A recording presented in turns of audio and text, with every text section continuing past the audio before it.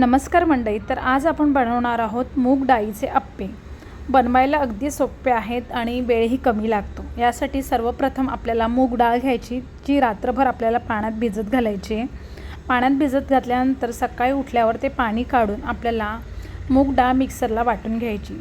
आणि इथे बघितलं तर माझ्या घरामध्ये रात्रीचा उरलेला भात होता, मग तो काय करायचा म्हणून मी भातसुद्धा यामध्ये घालून घेतलेला आहे.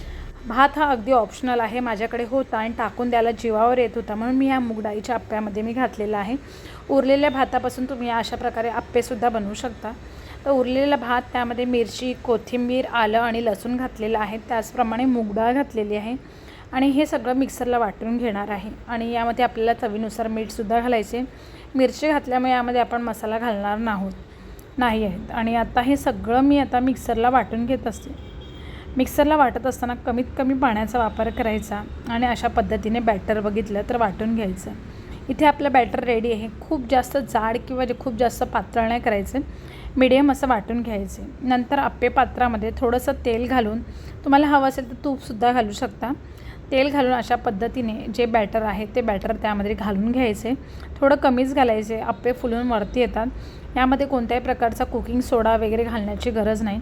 खूप छान आणि मस्त होतात आणि चवीलाही अगदी छान लागतात. शेंगदाण्याच्या चटणीबरोबर किंवा खोबऱ्याच्या चटणीबरोबर तुम्ही त्याचा आस्वाद घेऊ शकता. आता बघा, अप्पे झालेले आहेत आणि एका साईडनी पूर्ण झाल्यानंतर मी पलटी मारून घेते. आता बघते पहिल्यांदा झालेत की नाही. तुम्हाला अजून क्रिस्पी हवे असतील तर अजून थोडा वेळ जास्त वेळ ठेवू शकता. आता इथे मी सगळे अप्पे झालेले आहेत तर ते पलटी मारून घेते. अशा पद्धतीने आपल्याला पलटी मारून घ्यायचे. आणि इथे आपले मूग डाळीचे आणि शिल्लक राहिलेल्या भातापासून बनवलेले सुंदर असे मूग डाळीचे अप्पे रेडी आहेत. तर मंडळी, या खायला.